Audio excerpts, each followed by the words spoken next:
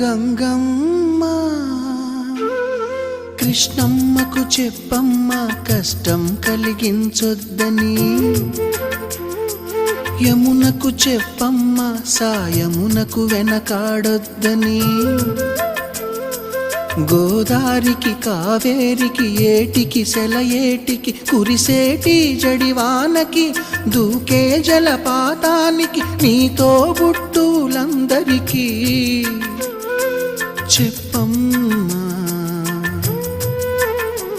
మా గంగమ్మ. జీవనదివిగా ఒక మోక్షనిధివిగా పండ్లు